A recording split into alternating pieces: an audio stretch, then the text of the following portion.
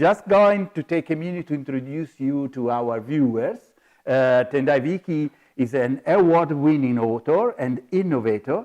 He has worked with several large organizations, including AkzoNobel, Air France, Lufthansa, AirPlus, Pearson, Standard Bank, Salesforce, Unilever, Rabobank, and today Ameritrade. Originally from Zimbabwe and now based in London, Tendayi was shortlisted for the Thinkers 50 Innovation Award and named on the Thinkers 50 2018 Radar list of emerging management thinkers to watch.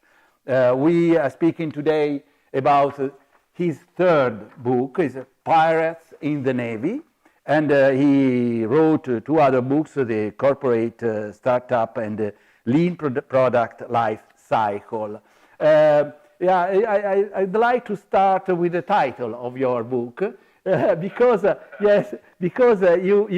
title is Pirates in the Navy, and you know that Alex Osterwalder, whom we interviewed several months ago, doesn't like this title, and you write at the end of the book that you prefer the word privateer. Yeah. Can you explain us why you use this word in the title? Yes, so I used the word in the title only because I wanted to make the juxtaposition. It's a way to really make clear the paradox of innovation, the contradiction. So it's pirates in the Navy, which is different from what Steve Jobs originally said, right? Steve Jobs says, it's better to be a pirate than to join the Navy. Yeah. Here I'm talking about being a pirate in the Navy. And then the question becomes, how do you do that? Not only is Alexander Osterwalder opposed to this, but he's my boss. So I had to figure out a way to build this bridge to actually make it work. And the philosophy is that it is possible to do things that are exploratory and innovative with endorsement from the organization. And so Pirates in the Navy, and nobody knows this word privateer, and nobody's buying a book called Privateers in the Navy. So that's why I sort of went to that. But being a privateer is what we want. Yes, pirates act illegally, illegally, and this not. They are legal inside the company, our pirates. Yes, they don't make nothing bad in the company, but they collaborate with the company. But you mentioned the word paradox. The paradox is that as Steve Jobs writes, it's more fun to be a pirate than to join the Navy, as opposed to being a pirate inside the Navy. It's a very difficult commitment. In the introduction, you write that the corporate innovation is a paradox. How can we prevail over the paradox? Yeah, so there's two parts to the paradox, right? One part of the paradox is understanding the paradox. Because a lot of leaders don't realize that they're dealing with a paradoxical situation, which is you're trying to do two things that are culturally opposed to each other, and you're trying to do them in the same building, right? And so whenever innovation fails, it fails because leadership is trying to take all the practices they have for managing their core business and apply those practices to driving innovation. But what we want them to do is to recognize that these are two different worlds. In one world, you're executing on what you already know. And in this world, you're exploring the future. And in exploring the future, you're dealing with unknowns and you're searching for value. So understanding the paradox is the first step. Now, the second step is for the pirates, the people, the individuals that are working on the explore side, to understand that even though they are working in a way that's different from the main organization, they cannot succeed unless they build a bridge back into the organization, which will help them scale the product that they have actually discovered. So it's a two-way paradox, right, of kind of having to balance those two things together. And this paradox is described by two concepts, the large company and the startup. Do you truly believe that it is possible to help large companies to be just as innovative as startups? So my dream and my goal was never to help large companies act like startups, right? Because large companies are not startups, nor that should they try to be. The goal that we actually have is different, and a lot of people don't recognize this. We want large companies to act like an innovation ecosystem. We want large companies to act like an innovation portfolio. We want large companies to act like a venture capital firm. So what they do is the leadership in those companies create a portfolio of innovation teams, a portfolio of innovation products. It is those teams and those products that then act like startups. But the organization itself does not need to act like startup. It needs to just invest in multiple small ideas and then over time track which ones are becoming successful and then give those more investment to actually scale those. So we don't want large companies to act like a startup. We want them to act like a portfolio or an ecosystem. But the company should have a startup mind. It's a question of culture, of company culture. This is the problem of the book. Right. So then the question becomes, if you have, you're absolutely right. That's a really great question, right? So then the question becomes, if you have an innovation portfolio, how do you manage it correctly in a way that's different from how you manage your traditional portfolio of currently successful products? And it's in that conversation about how do you manage your innovation portfolio that you then start talking about culture, the right investment, the right incentives, training, skills, resources, tools that are specifically designed to manage this innovation portfolio. Yes, understand. The role of innovators is to explore, you have said it, is to explore and search for new profitable business models. Is this a warning not to think only about creativity? You are very, you have trouble with the ideas of innovators, of creativity, the use of the innovation center as a PR office, not to have projects, profitable business models. Yeah. Yes, I mean, why does innovation exist? Innovation doesn't exist so we can just have ideas and have fun and have events, right? Innovation exists because we fundamentally believe that the best way to create new growth is to keep creating new products, new value, and bringing that to customers. If we agree on that as a principle, then ideation is important only so far.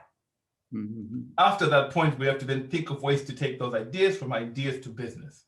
Yes. And what happens in a lot of companies that we've been sort of part of, it's kind of less and less, is this problem that we describe as innovation theater, which is things that look like innovation but ultimately create no value. And Rita McGrath, who I love, has got an even better definition, which is innovation theater is an excessive focus on ideation and everything that comes with that, events, idea competitions, hackathons, all of those things, without then following that up with a process for finding business models and value propositions that work. Yeah. And that's what we're really talking about. Yes, I'd like to talk about the personality of an innovator. You don't like the Elon Musk mentality of the innovators, yeah? And the principal qualities must be patience, grit, and tenacity. You write. Well, what is the describing of the personality of an innovator? Yes, and even after the book, my thinking of that has changed just a little bit. So to be a corporate innovator is different to being a startup entrepreneur who's outside. If you're a startup entrepreneur who's outside, you can be Elon Musk if you want. You need that brashness, you need that confidence because you're going up against the world. But if you're working inside a large organization, you need this weird mix. You need to be creative and entrepreneurial, but you also need to be good at building relationships. Understand, yeah. And that's the tension, right? You need these weird people that within them, they're creative, they're passionate, they're driven, they're tenacious, they got grit, but they're very good at building bridges and building relationships because that's the only way that corporate innovators succeed. That's the personality. The corporate innovators that try and act like Elon Musk inside a large company, I've never seen those people succeed. Yes. And to avoid this tension, What must the innovator do first when he starts working inside the company? Yes. So if the innovator authentically cares about creating value, then the first thing they'll notice about that is you cannot create that value without collaborating with others, because we want the products to go to market. And for something to go to market, you need manufacturing, you need sales, you need marketing, and all these people exist in the core business. So you have to work with them. Okay. So the first thing that the innovator needs to do is to do discovery work, to find out the lay of the land. Who are the people they have to work with? Who are the early adopters? Who are the detractors? Because then that allows you to come up with a strategy for building relationships that will allow you to become successful. Only after you do that, do you then move to the next step, which is trying to get an early win. First, to find alliances inside the company. This is a problem, yeah. And who are the main find alliances and then get an early win, yes. And who are the main actors in the process of getting company ready to innovate? Right. So that's interesting, because there is a perspective that if you want to get a company ready to innovate, one of the main actors you have to drive with are leadership, because leadership drive the culture, right? They're the ones that set the incentives, create the strategy, tell us what things are important for us. But actually, as much as leaders do that, right, the people that are responsible for then implementing it and making sure it works are middle managers, right? And a lot of innovation teams really hate middle managers. They describe middle managers as blue goo, the permafrost, the place where good ideas go to die, right? But actually, managers set strategy, but the way for that strategy to become successful, you do need buy-in from middle management.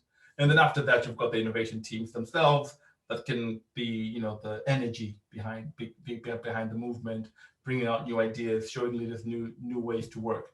But you do need to line up everything from leadership support, organizational design, middle management, all the way down to innovation practice with the teams. Yes. It seemed to me that the fundamental concept in your reasoning is to inflate entrepreneurial ideas into the machine of the company. But at the same time, the entrepreneur must be a manager too. And this, don't you think you are looking for a kind of a highly skilled individual that is far too rare? Yes, that's exactly it. We are looking for highly skilled individuals that are far too rare. We want innovation to become a profession. We don't want innovation to be a side job of somebody else's main job. Because once it's a side job of somebody else's main job, then it's not that important. What leaders do is very strange, and Alice also says this a lot, which is they say, innovation is the most important growth driver for our company. So we're going to send people away for a 2-week workshop, and then after they come back from the 2-week workshop, they'll be good. They'll be ready to do innovation. So that's not how it works. Like, you have to spend time learning, practicing, and becoming good. Because innovation is management. It is part ideation, part creativity. Once you get to the business model stuff, it's now running experiments, making decisions, killing things, choosing things, picking directions, building channels, building price points, scaling. All of that is professional work. It is not a hobby. And so we are looking for people that are rare, but getting less and less rare as the movement is sort of growing inside larger areas. The next question is very interesting, because all of us thought of the problems of Xerox, Kodak, and Nokia. Why did you fail in becoming innovative? They were big, with much money and much relationships. Why did they fail? So it's hard to speak to the details of each one of those, right? Because each one of those, they fail for different reasons. So Kodak fails because it fails to build a business model around its own digital camera. The Xerox Spark was set up by Xerox. They failed to monetize their own.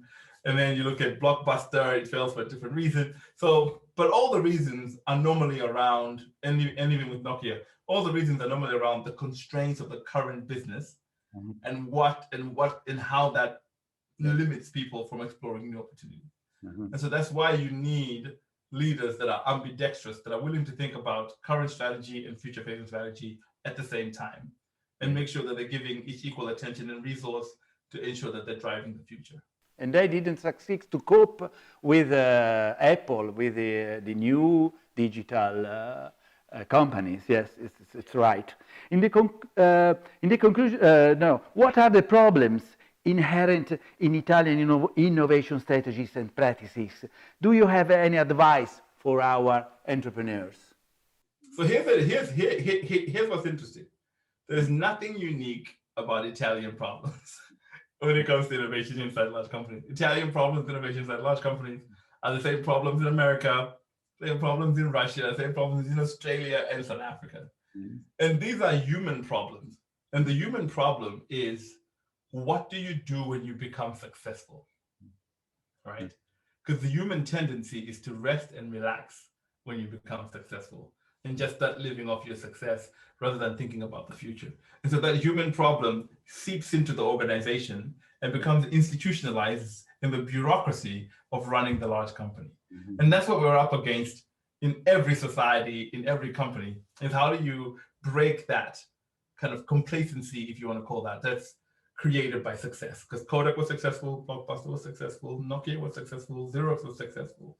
And in that success is where their failure was hidden. Yes, at a certain point of your book, you ask yourself a question: what makes you different from the consultants who very often are applied in the companies, the big companies? What makes you different? Yeah, so what makes me different, and the company that I work with, Strategize, is different, is that we go beyond the slide deck. So we don't come into the company and give you slides and tell you this is what you need to do and do some analysis or whatever. We're really authentically interested in the success of the innovation ecosystems that we create. So we are authentically interested in creating the right tools, helping people become really good at using these tools. So we're interested in building a practice inside the organizations. People might find this strange, but we measure our success by how much the client no longer needs us. Right? That we've already built the ecosystem with them, that they now have everything that they need to do it themselves. That's really what we kind of really pride ourselves on. And so that's, I think, what makes us different. I've been thinking about that question since I wrote that question to myself. I've been thinking about that question. We are not, and I'm definitely not your typical consultant who just comes in to do consulting. We're really interested in co-creating and building actual systems and implementing those inside of it. What is the relationship between your thoughts, your ideas, and the strategy of Strategizer, the tools of Osterwald, the whole system in that you are working? All right, so let's think about the Strategizer toolbox, right? And one layer of Strategizer toolbox is the value proposition work, which is how do you discover really great customer value, which is the value proposition canvas, which is the second book. And another layer is the business model canvas, which is the business model book. And then you have other forms of books that sort of came out there testing business ideas. It's about how you test business ideas. So all of those are about the practice of innovation and how teams can do great innovation work, right? And then you've got the invisible company, which is the more recent piece of work, which is about portfolio management, how to set strategy, how to track the progress of that strategy, etc. If you look at the specificity of my work, I'm the guy who says, on day 1, we're going to do this. On day 2, we're going to do that. On day 3, have this conversation with that person to set up this thing. So it is the more practical, how do you actually implement it in context in your day-to-day work? And that's what Pirates in the Navy is about. It's a 7-step guide about exactly what you need to do. The tools are exactly the same. They're all Strategizer tools, but it's how do you actually put them into the company. The last question, Mr. Viki, is which is the next book you are working in this moment, at the moment? Which are the new researches you are making? So we're working on a couple of things. So we're working on a paper, a white paper, me and Alex Osterwalder and a couple of our colleagues, and it's a white paper on what we call innovation readiness, which is your company ready to innovate? What are the systems you need to get your company ready to innovate? So keep an eye out for that. It's coming out in a couple of months. We're already in the final design phase of that one. So that's the piece of work that we're doing. We've also started a piece of work now, starting to research what the leadership question. Leadership questions. Yeah. What is innovation leadership? What is the entrepreneurial CEO? What does that look like? And how do we find those, train those? How do boards appoint the right entrepreneurial CEO? And what does it look like to be an entrepreneurial CEO? So we're going to build in that work right now. Maybe it will become a book in the next couple of years, but we'll see. And you use the graphic. The graphic is very important for your books. Your collaborator is the Mr. Paul, Holger Paul. Yeah, so very interesting with this graphic. It's very abstract, but very, very interesting, very, very beautiful. I thank you very much, Mr. Viki, for this for the conversation, and we will post this conversation in English, but we will translate by our interpreters here, Laura, and we will translate the interview, and we will write an interview in Italian too. The two ways. Okay. Thank you to you. Thank you for having me, and I look forward to seeing what you do with it. Thank you. Goodbye, Mr. Viki. Bye. I will send you the link to the recording just now. Okay, thank you. Okay, bye-bye.